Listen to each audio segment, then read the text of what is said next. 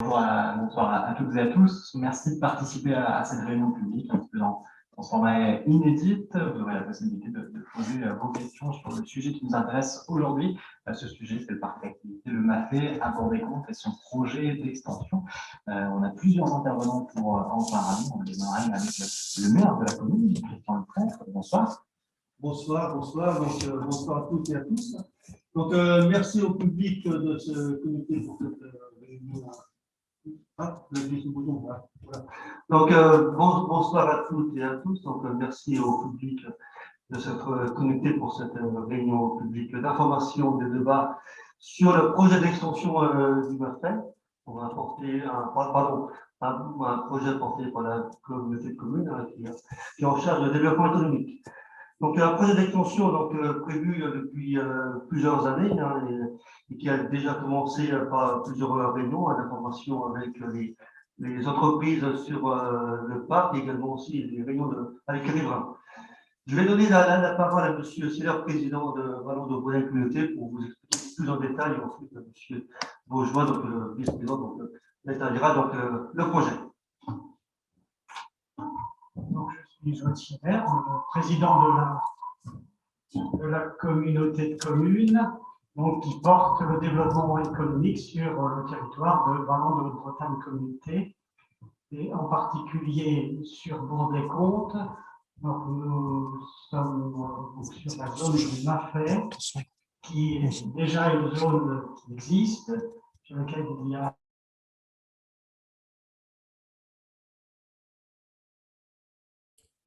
Excusez-moi, on ne vous entend plus. Je me permets d'intervenir parce qu'il y a eu un micro coupé, je pense.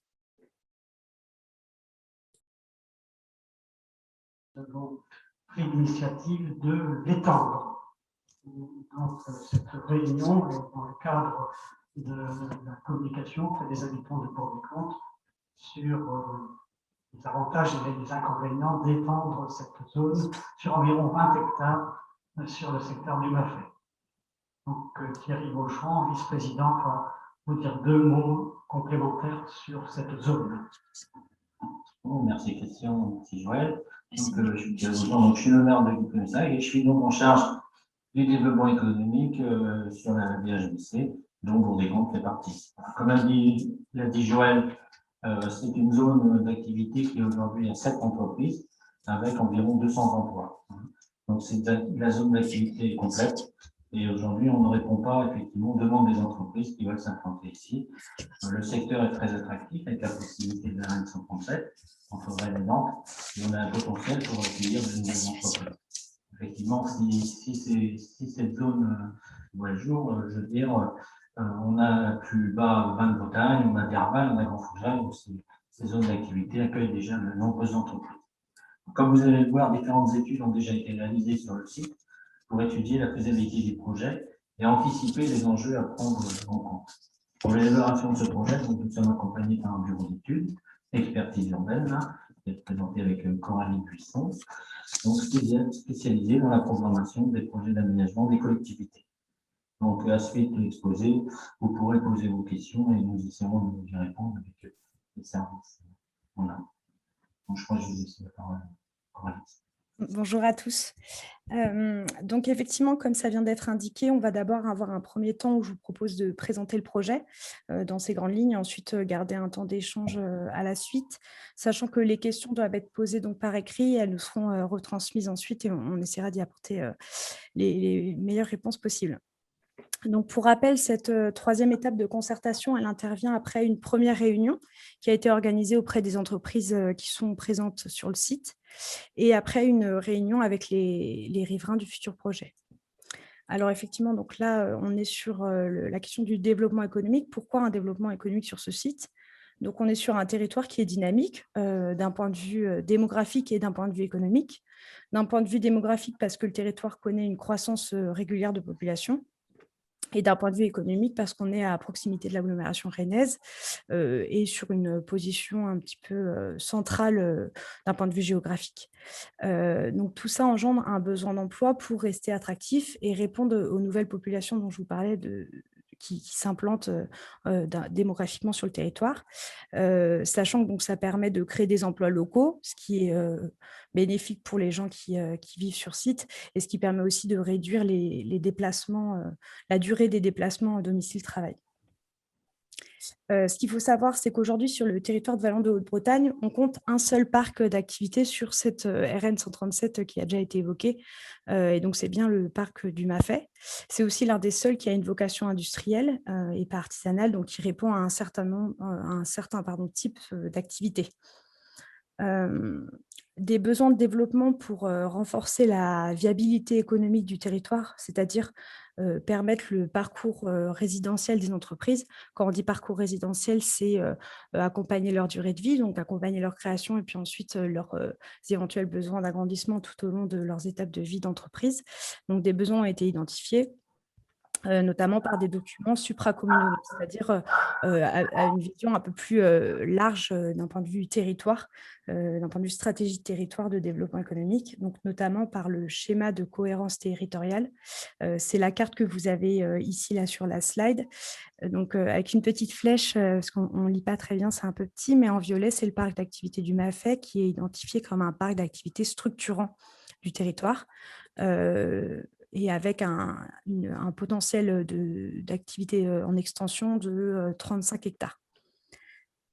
Voilà. Ensuite, si on passe à la slide suivante, on va zoomer un peu plus sur le parc en lui-même. Nous avons donc ah non, c'est juste au-dessus. Ah non, là, ça continue à défiler. Hop, voilà, super.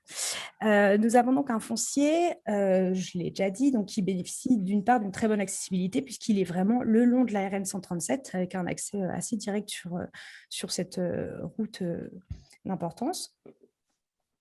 Et on a un parc qui aujourd'hui, donc c'est le périmètre entouré en bleu, qui est pleinement occupé.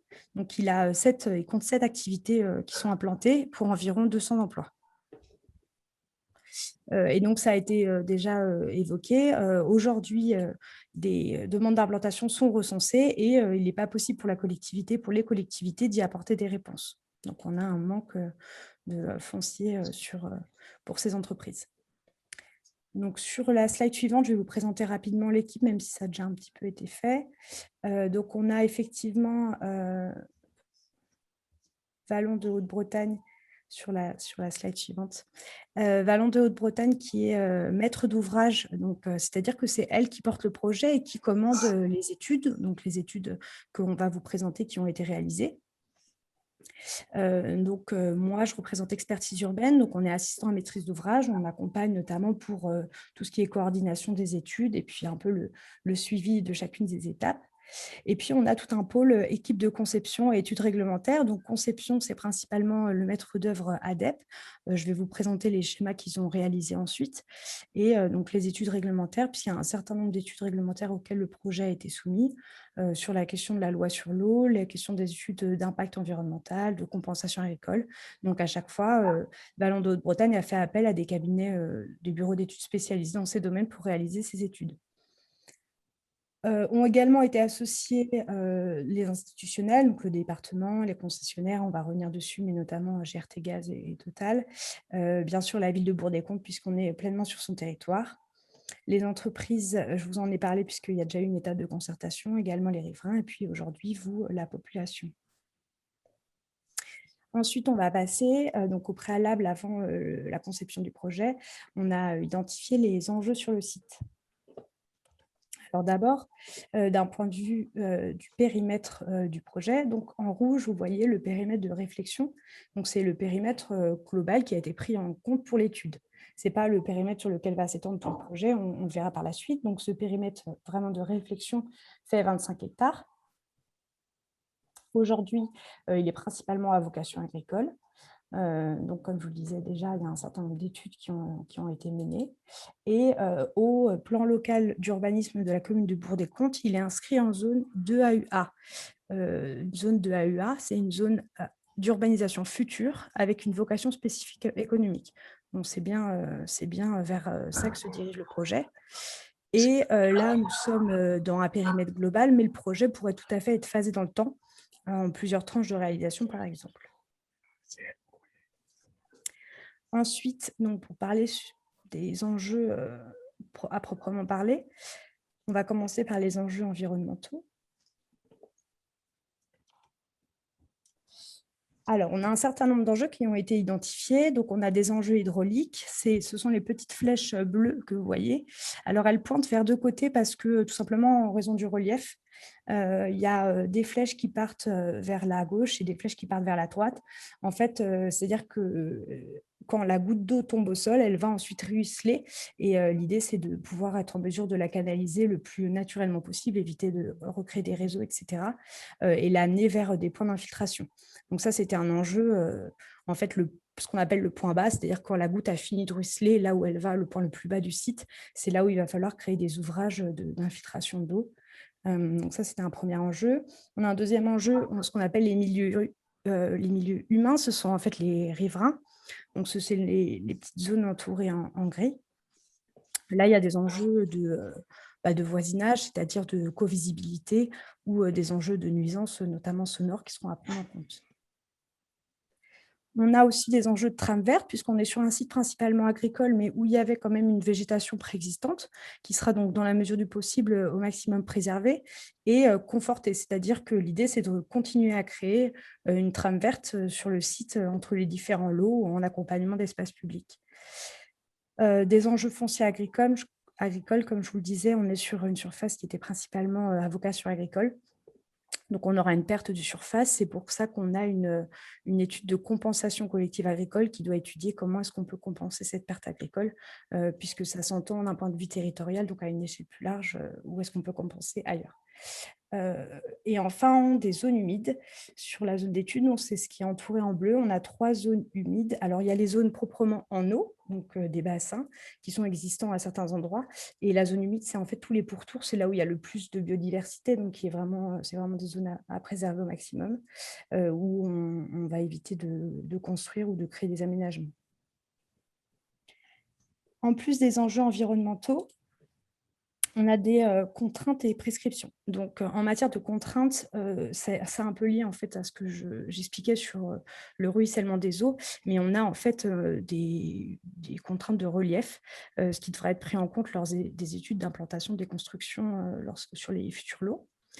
Et puis, on a des réseaux. Donc, un gazoduc le plus à gauche et un oléoduc le plus à droite, avec un certain nombre de prescriptions associées. Donc, sur le gazoduc, on a une zone de servitude forte où il est impossible de construire. On a 3 mètres à l'ouest et 7 mètres à l'est. Ensuite, on a une zone de servitude faible, en plus, donc, avec des recommandations de construire le moins possible. Donc là, c'est 18 mètres de part et d'autre. Et puis, une servitude supplémentaire de consultation de GRT Gaz, c'est-à-dire qu'avant de venir intervenir, il devrait y avoir consultation de GRT Gaz et puis éventuellement des études. Donc là, on est sur une zone de 195 mètres.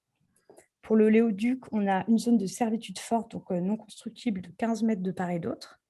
Et pareil, une servitude de consultation, donc là, de total, de 160 mètres. À savoir que GRT Gaz et Total ont tous les deux été préalablement consultés et qui vont rester associés tout au long du projet en tant que concessionnaire réseau notamment. Donc ensuite, une fois qu'on a pris en compte tous ces enjeux, on va passer au projet qui est envisagé à l'heure actuelle sur le site.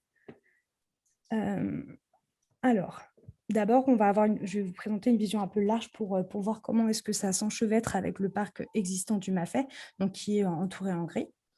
Ça, c'est la zone d'activité existante. Et vous voyez, donc, en violet, c'est la voie d'accès. Donc, on va accéder en fait par le giratoire existant qui est en fait déjà la voie d'accès principale de dessert du parc du MAFET, même s'il y a quelques activités qui ont un accès sur la route départementale 48. C'est pas ce qui est privilégié. Là, l'idée, c'est d'avoir un accès par la zone d'activité existante. Et ensuite, de cette voie principale, avoir des voies de desserte un peu plus réduites qui viendront desservir les lots. Voilà, donc ensuite, sur la slide suivante, on va zoomer un peu plus. Donc, on retrouve, vous voyez, cette voie principale avec le principe de desserte des lots. En marron clair, enfin nuancé, on a les lots. Donc, les lots, pour l'instant, ils ne sont pas subdivisés. L'idée, c'est d'avoir un découpage le plus flexible possible pour pouvoir s'adapter aux porteurs de projets qui voudront s'installer, puisque toutes les entreprises, selon leur activité, selon leur taille, n'ont pas les mêmes besoins fonciers. Vous voyez qu'on a donc des voies de desserte avec des petites aires de retournement et du coup, il pourrait y avoir un découpage de lots assez souple selon les activités qui se présenteront. Ensuite, on a donc en pointillé bleu la préservation des abords de la zone humide. Vous en avez 3, donc elles ont été sorties du projet par rapport au périmètre de réflexion dont je vous parlais tout à l'heure de 25 hectares. Donc vous voyez qu'on a réduit sur ces zones notamment. Donc là, il n'y a pas de construction aux abords pour éviter vraiment toute menace sur la biodiversité qui s'y trouve. On a également le principe de gestion des eaux pluviales. Donc, ce sont les petits linéaires turquoise en accompagnement de voirie. Et puis, les bassins qui sont en vert un peu plus clair, qui se trouvent en fait aux 2 points bas dont je vous parlais tout à l'heure. Donc, l'idée, c'est que quand l'eau tombe notamment donc, sur la voie et qu'elle ruisselle, elle tombe dans les noues, qui sont en fait des fossés en accompagnement de voirie.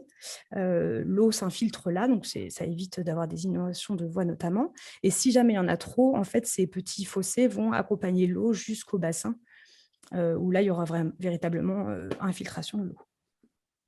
En matière de gestion des nuisances des riverains, on a donc 2 principes de merlons. Les merlons, ce sont des buttes de terre, je vais vous montrer des images tout à l'heure, des buttes de terre paysagées alors ça permet de réduire la visibilité, mais ça permet aussi de réduire, de gérer d'éventuelles nuisances sonores. Voilà, je regarde juste si je n'ai pas oublié. La préservation des haies existantes, pareil, je vais vous montrer des images tout à l'heure, mais donc l'idée, c'est de préserver au maximum ce qui existe et puis de redévelopper une trame paysagère sur ces espaces. Voilà, donc maintenant, on va passer à des images de référence. Alors, ce ne sont pas forcément ce qui va être aménagé réellement dans le cadre du projet, mais ça donne à voir un peu des principes d'aménagement ou d'ambiance qui seraient souhaités qu'on pourra retrouver dans le futur projet. Donc là, sur la gauche, vous avez des exemples de voies principales. Donc, vous avez la voie, éventuellement une piste cyclable, d'un côté un trottoir et de l'autre, pas forcément, il peut y avoir que la noue dont je vous parlais, donc le fossé un peu végétalisé. Et puis des voies secondaires avec des gabarits un peu plus réduits, un caractère un peu plus paysager, voire rural, juste pour desservir quelques lots. Ensuite, je vais vous présenter les questions paysagères. Alors, en haut à gauche, vous avez une haie existante qui est sur le site, en fait, là. Donc, le point de vue de cette image se trouve sur la route départementale 48. Donc, c'est une haie qui a vocation à être préservée. Et en bas, vous avez en fait une haie qui a été créée dans le cadre d'un parc d'activités. Alors, ça, c'est en Haute-Garonne. Donc là, elle est encore toute jeune, mais vous voyez qu'elle commence déjà à occulter la visibilité sur les bâtiments derrière. Donc, l'idée, c'est de venir retrouver des nouvelles haies, des nouvelles trames paysagères pour réduire l'impact paysager et accompagner les nouveaux bâtiments. Sur la droite, vous avez un merlon paysager, donc c'est la butte de terre dont je vous parlais. Alors, ça peut faire entre 1 et 3 mètres, enfin, voilà, c'est à dimensionner. Donc, en comparaison à la bande boisée que vous voyez à côté, on a d'abord plusieurs mètres de terre et ensuite par-dessus la végétation. Là, par exemple, en bas à gauche, vous voyez, on est aux abords d'une voie de circulation bruyante et là où on se trouve, en tout cas, on ne l'aperçoit pas. Alors là, on n'a pas le son, mais en tout cas, visuellement, on ne l'aperçoit pas. Elle est vraiment cachée par le merlon. Ensuite, je pense qu'on passe à la gestion de l'eau. Ouais, voilà. Donc, la gestion de l'eau. Donc là, sur la gauche, vous avez 2 zones en eau et puis les abords qui sont donc ce qu'on appelle les zones humides. Donc là, on se trouve dans 2 zones d'activité différentes et vous voyez que ça peut être un élément paysage assez sympathique dans une zone d'activité. Même si on n'a pas beaucoup l'habitude d'en voir, c'est quand même un élément d'agrément assez important. Et donc, avec un recul des constructions qui permet de préserver, même si la partie qui n'est pas en eau, de préserver cette zone humide avec toute la biodiversité et puis les qualités paysagères qui l'accompagnent. Et sur la droite, vous avez ce que j'appelais des noues, donc ces fossés d'accompagnement de voirie. Donc en haut, on est sur un fossé vraiment très urbain, très paysager, et en bas, un fossé un peu plus simple, mais qui vont permettre de gérer les eaux de ruissellement. Voilà, et pour finir, donc les prochaines étapes du projet. Je vais présenter un petit calendrier. Alors là, on remonte un petit peu dans le temps. On commence en 2018, même si les premières réflexions ont débuté encore avant, mais bon, voilà, commençons en 2018. En 2018, donc, des études de faisabilité, des études techniques, des études économiques, c'est-à-dire déterminer l'opportunité d'étendre le parc d'activité et les conditions dans lesquelles ça pourrait se faire. Ensuite, en 2019, on a la définition d'un schéma organique, le schéma que je vous ai présenté, donc voilà un schéma d'aménagement.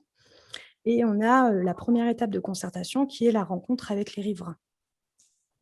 En 2020, il se passe un peu moins de choses puisque bon, avec le contexte sanitaire que vous connaissez, tout a été un petit peu ralenti. Et en 2021, on a donc l'étude d'impact environnemental et l'étude sur les énergies qui est rendue.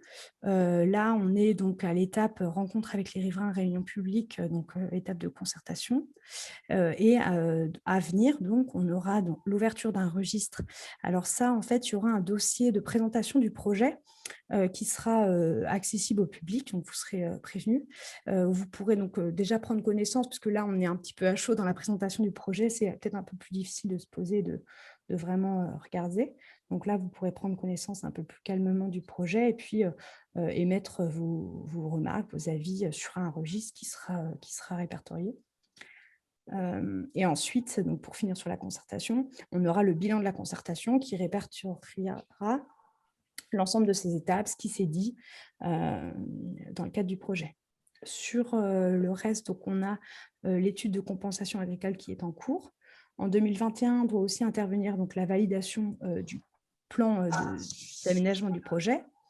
Le dossier de création de ZAC, donc en fait, c'est la procédure par laquelle va être mise en œuvre le projet. Ça s'appelle zone d'aménagement concerté. C'est ce qui va nous permettre de réaliser les aménagements, les équipements publics, de découper les lots, etc. Donc ça s'appelle une ZAC. Et le lancement de la procédure de concession, puisque la collectivité a vocation à concéder la réalisation de l'opération à un opérateur qui mettra en œuvre cette opération. 2022, donc on a la poursuite de cette procédure de concession d'aménagement. En même temps, on modifie le PLU, puisqu'il va falloir adapter le PLU, et notamment venir créer tout un corpus de règles pour encadrer ce qui va pouvoir être construit, notamment sur le site, pour être sûr de la qualité des futures constructions.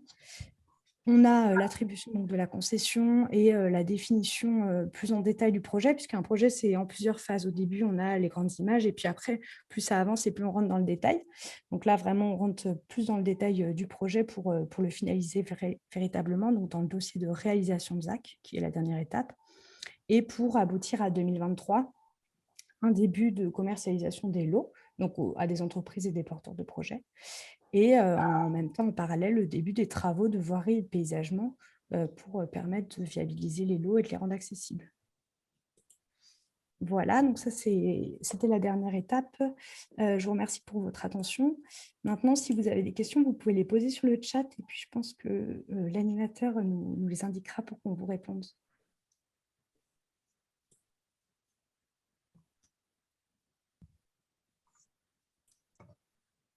Merci.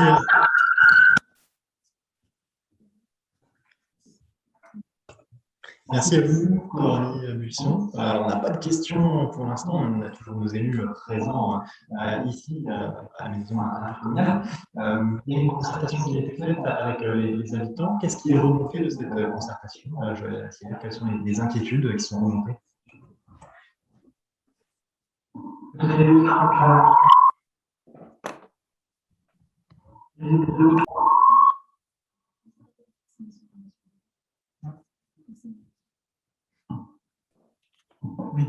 Les points principaux qui ont été, c'est l'accessibilité à la zone, l'éventuelle circulation complémentaire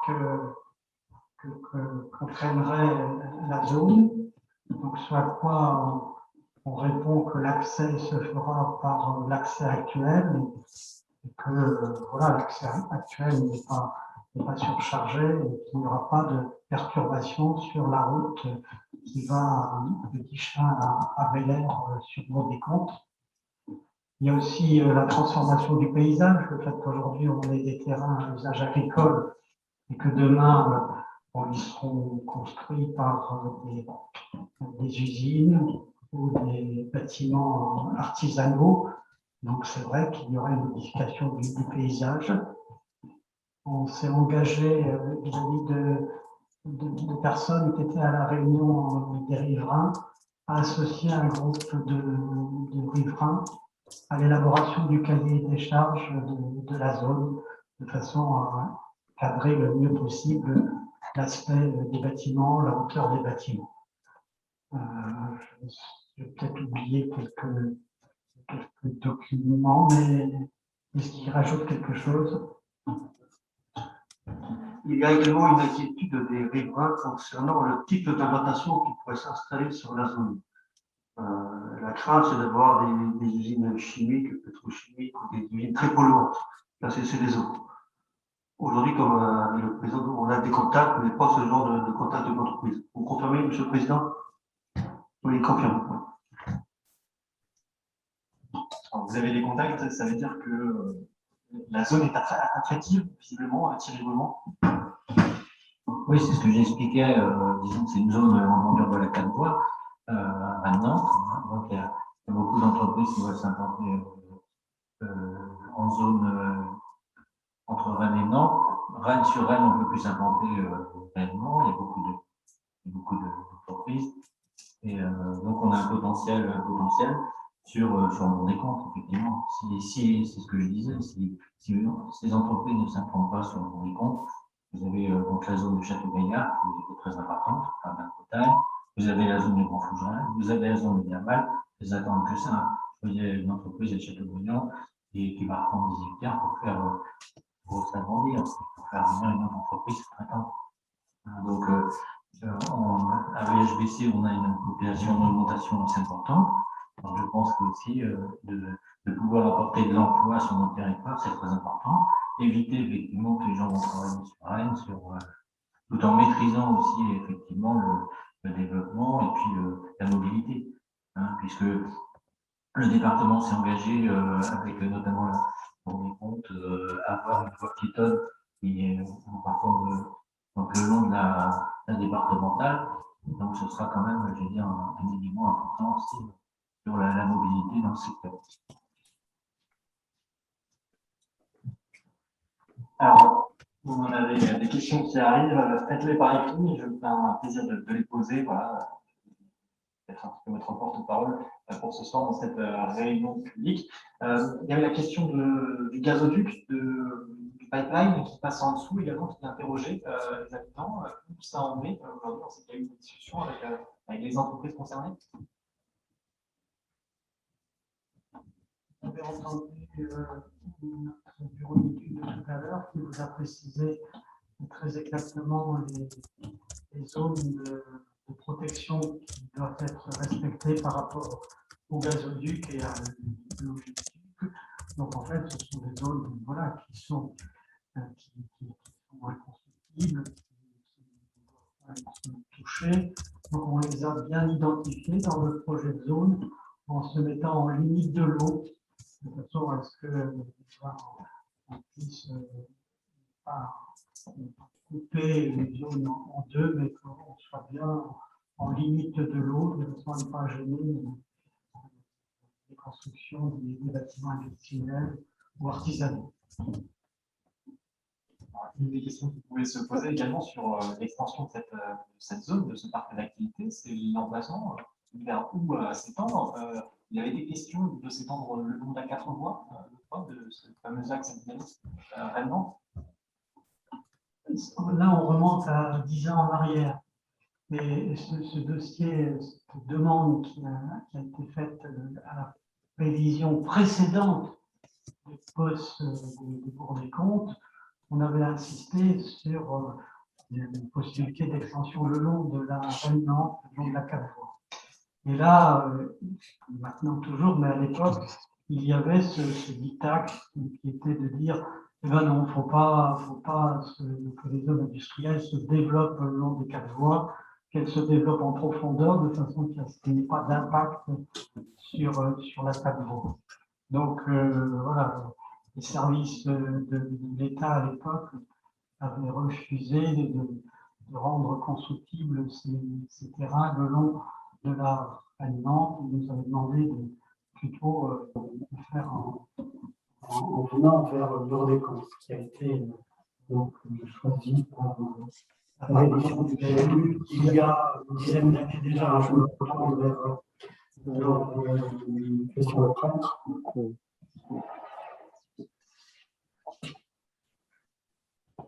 Alors, on a peut-être des questions à poser Peut-être pour préciser, du coup, si je peux intervenir pendant que les gens trouvent l'inspiration, s'ils ont des questions. Du coup, sur effectivement, il y a en matière de qualité de ce qui va être construit.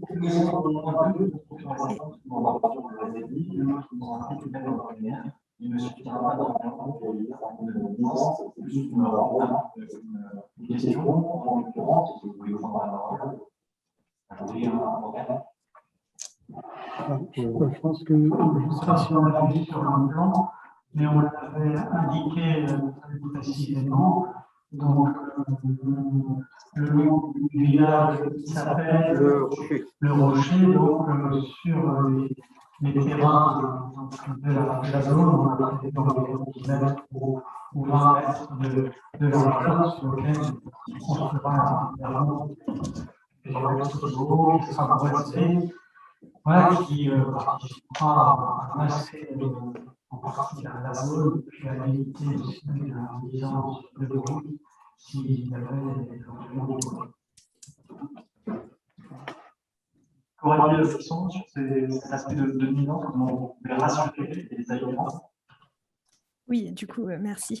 Ce que je voulais dire, d'ailleurs, d'un point de vue un peu plus global, c'est que là, pour l'instant, vous m'entendez bien?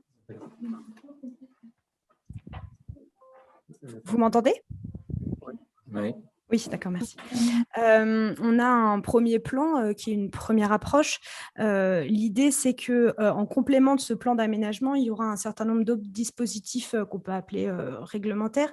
Donc, d'une part, il y aura le plan local d'urbanisme qui va comporter certaines règles et il y aura un cahier de cession des lots également qui vont permettre, par exemple, aux bâtiments de ne pas s'implanter en fond de l'eau si on est proche des logements de l'autre côté du Merlon notamment.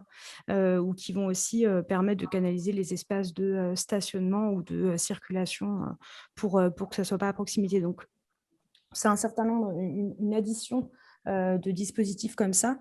Et du coup, effectivement, il y aura un atelier supplémentaire pour travailler sur ces questions-là avec les riverains, pour prendre en compte où est-ce qu'on dessine les merlons, où est-ce qu'on vient implanter des haies pour essayer de réduire au maximum avec la connaissance du terrain des riverains qui sont sur le site. Je veux dire, c'est une des raisons qu'on a accepté effectivement qu'il y a un travail avec l'ensemble des riverains dans une commission pour pouvoir effectivement être serein sur les uns et les autres, travailler dans une bonne coordination. Ça veut dire que les riverains vont être associés au règlement? Un petit groupe de riverains qui sera porteur effectivement de l'ensemble des riverains pour définir effectivement les haies, les questions qui pourraient être posées. Non, je pense que c'est très important. C'était une demande qui a été faite lors de la réunion avec l'ensemble des riverains. La présentation qu'on a vue aujourd'hui est amenée à postuler, mais modifier, en tout cas, à accommoder les besoins des habitants. Améliorer, oui, c'est nécessaire. De toute manière, je veux dire, on a un projet global, mais après, effectivement, on verra peut-être des différentes zones en priorité qui seront aménagées par rapport à d'autres aussi. Voilà. Ce n'est pas le plan d'exécution. D'ailleurs, chacun pourra donner ces remarques. Il y aura un registre en est de bord de compte, ici également, un élément patrimoine, également de propriété, pour aller bien avec le site tout à l'heure. Ça a été clair, ça répond à votre question, monsieur. Madame Jonathan aussi, je crois, souhaitait poser une question. Donc, elle n'hésite pas à se revenir sur le chat, sur le voici directement en question-réponse, à la poser. Avec tout ça, avec cette concertation, vous pensez que ça va se faire tranquillement, sans avoir de projet, président. Vous savez, on on s'attend aussi à des remarques et des oppositions sur ce projet, hein, qui est un projet d'utilité publique. Hein. Aujourd'hui, nous avons, comme l'a dit tout à l'heure M. Thierry Bourgeois, donc beaucoup de demandes pour le développement économique. Hein.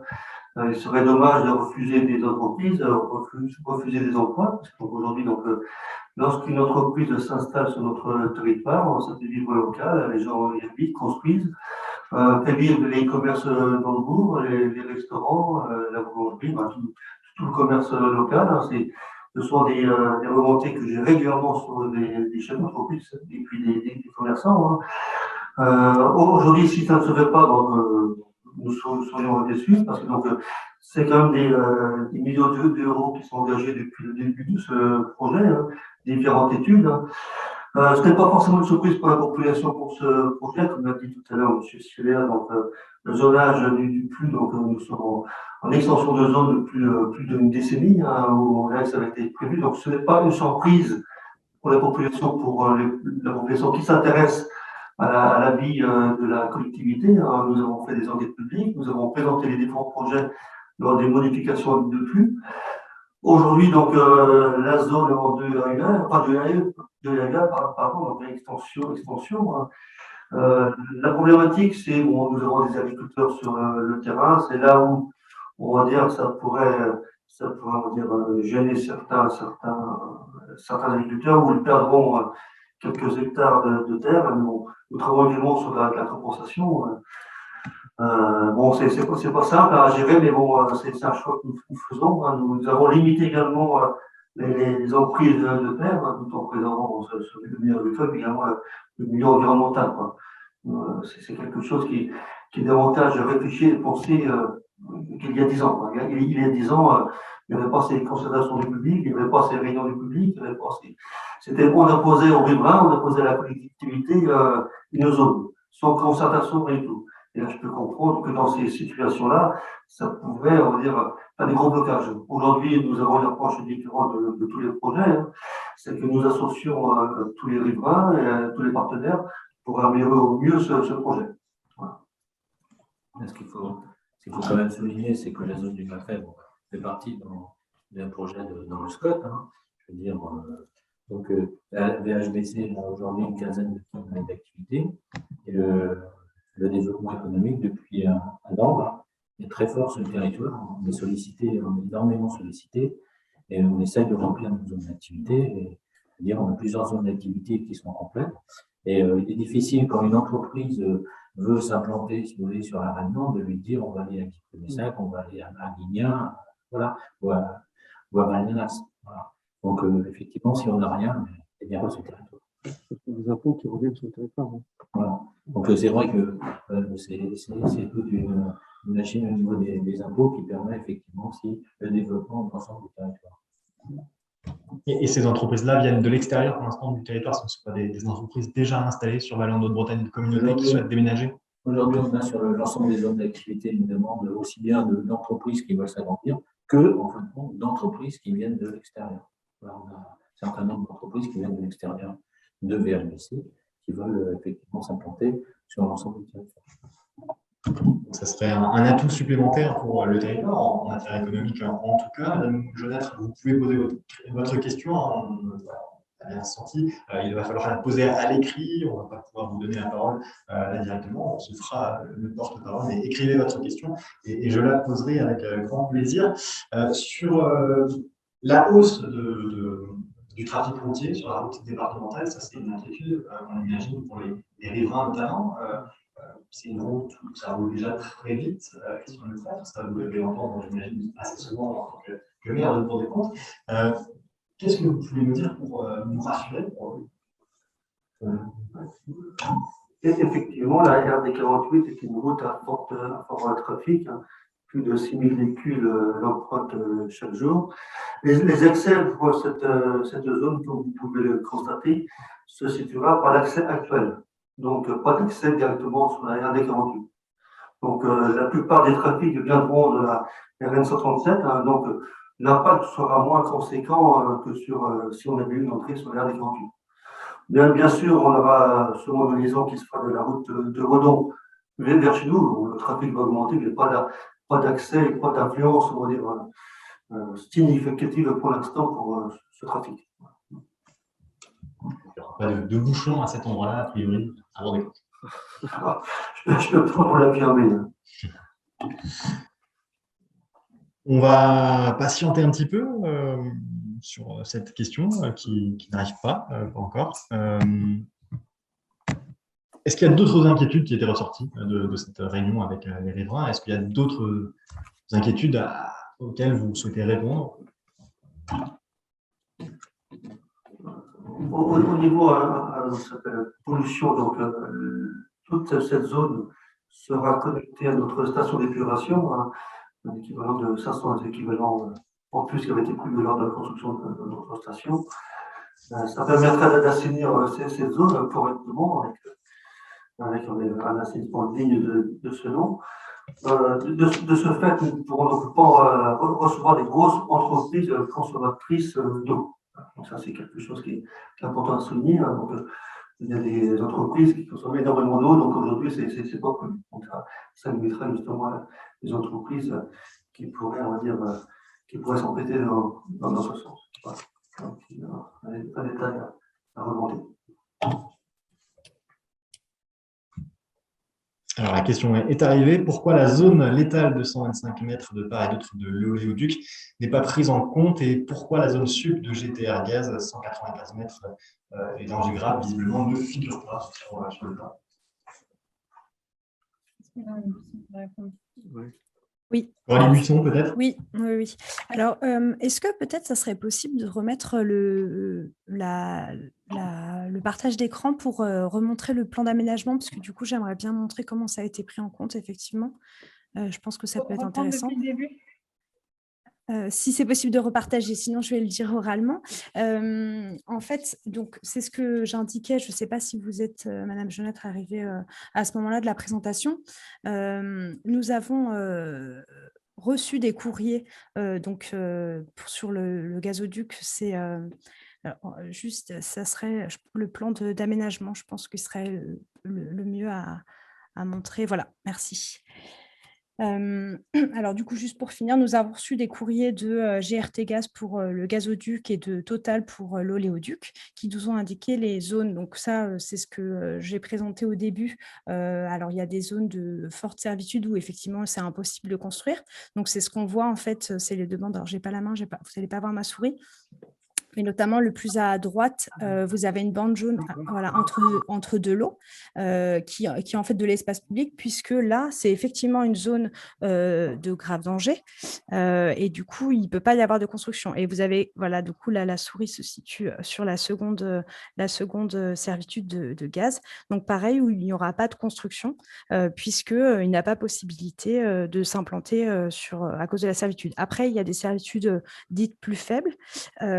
Là, c'est ce qui avait été, puisque ça avait été également un sujet lors de la réunion riverain, ce qui avait été indiqué, c'est que du coup, là, vous voyez des lots découpés en marron, mais ces lots ne vont pas être entièrement construits. Donc, l'idée, c'est qu'après, dans ces lots, il y aura des zones d'implantation possible des constructions et du coup, il pourrait y avoir effectivement imposition aux entreprises de se reculer encore pour ne pas construire, par exemple, selon où se situe la limite du rayon de servitude. Et enfin,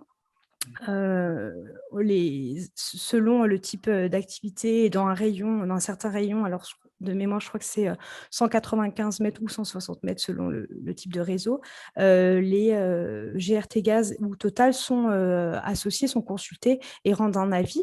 Donc, ils vont avoir un droit de regard également pour éviter de poser des problèmes de sécurité. Pour ce qui est de la structure des voies, c'est du coup, effectivement, on a le droit de passer dessus, mais c'est une structure particulière. Je ne vais pas rentrer dans les détails techniques, mais c'est du coup une structure qui va protéger le réseau pour le passage de véhicules. Donc ça, c'est des choses, ils nous ont donné les prescriptions, c'est des choses qu'ils connaissent très bien. Et par ailleurs, donc, ils ont été consultés au préalable, c'est les 2 courriers dont je vous parlais, mais ils sont associés tout au long de la conception du projet jusqu'à la phase de réalisation pour effectivement s'assurer qu'il n'y ait pas d'oubli et d'omission par rapport à ces servitudes-là.